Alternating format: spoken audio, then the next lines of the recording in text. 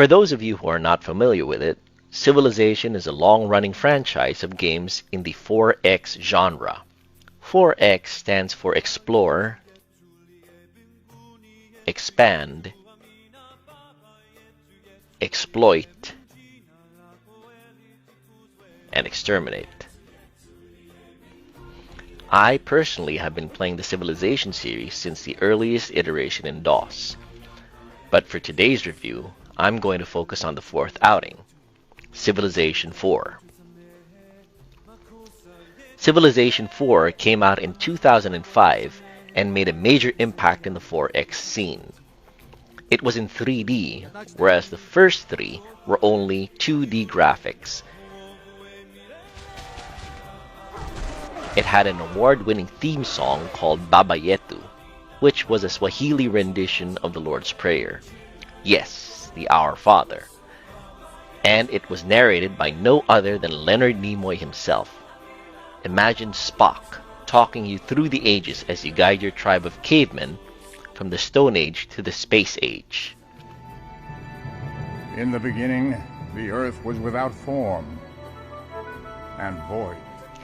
In Civilization, you begin with a small tribe and scant resources.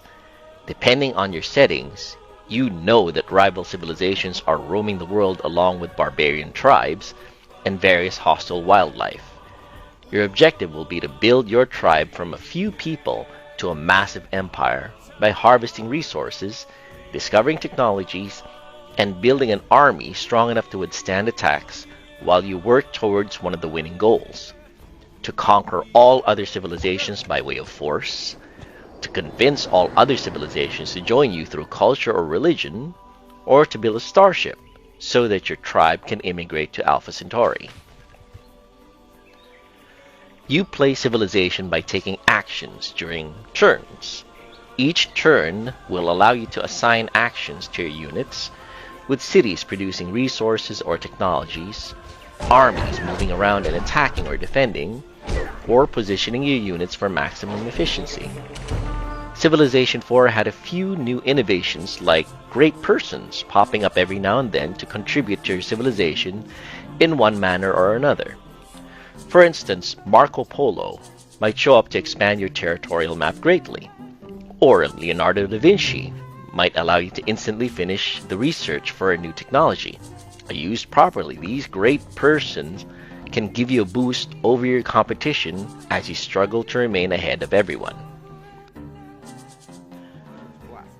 You can also micromanage your city to the point that you can assign your citizens to which plot of land they'll work so that they'll produce the most resources, whether it's food, money, or tech for your closest city. Or you can leave the city governor to take care of each city, which surprisingly is competent enough to produce the most of whichever resources you assign them to without getting the citizens angry enough to revolt.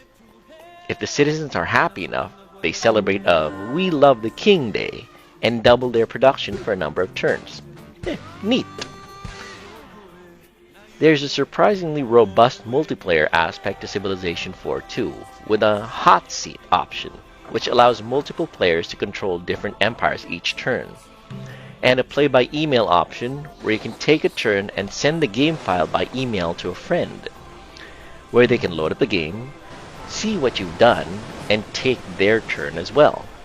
Then they can save the file and send it back to you by email for you to be able to fight their move. Civilization remains the pinnacle of the 4X genre to me because it has perfected the one more turn formula.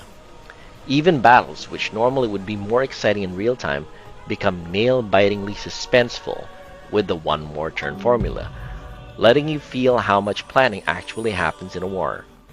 Positioning your units for maximum damage is a factor, with mountains allowing for better range, forests making sure your units are hidden from view, and deeper waters letting your battleships have an advantage over Roman triremes.